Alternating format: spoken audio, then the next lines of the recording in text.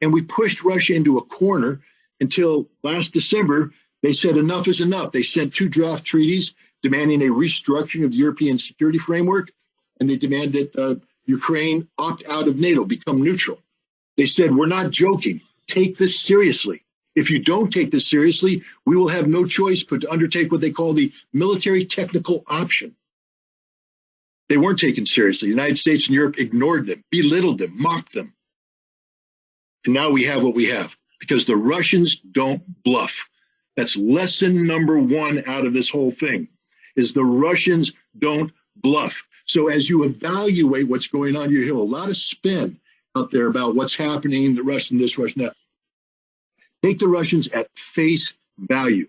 When they say they're going to do something, they're going to do something exactly the way they said they're going to do it. So that's where we are today. We have a major war ongoing in Ukraine, one that, by the way, Russia is winning decisively. I'm not here to promote war. This is an anti-war group, but we're here to talk about the facts. And the fact is, Russia is winning this war decisively.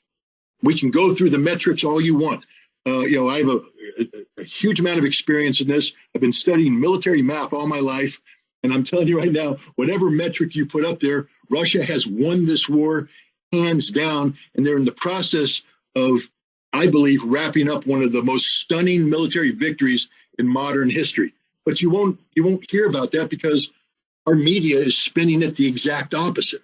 And maybe we can talk about why that is at a later date. But that's where we are today. And also it's trouble for them because I tell the inconvenient truth, right? As you can see, the media all sounding like Baghdad Bob, and even UK Intel, even our CIA, even our Pentagon, they're coming out with fairy tales. Russia is winning. It's not even close. And it's pretty easy for them. And you can tell by the giant map room that they have there that they are on schedule.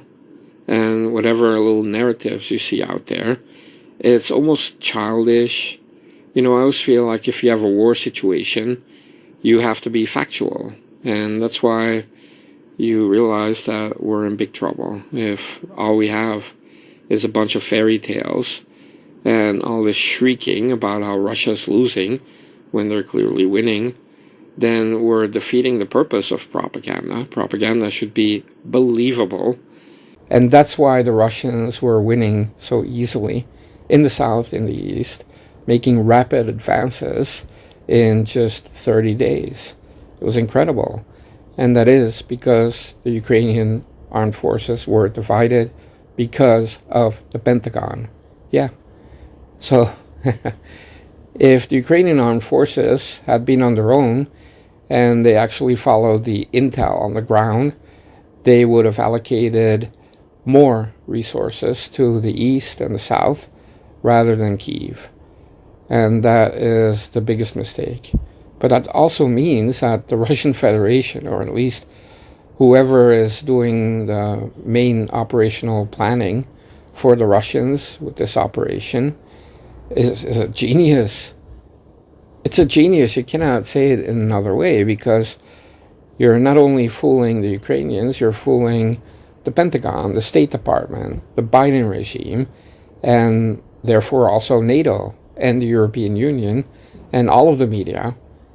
And part of that is the old fool Biden saying, well, we're going to move our embassy, we're going to burn the documents.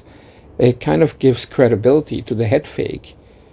If they only had a brain, and they wouldn't have done it. You would have seen what the Russians are actually doing.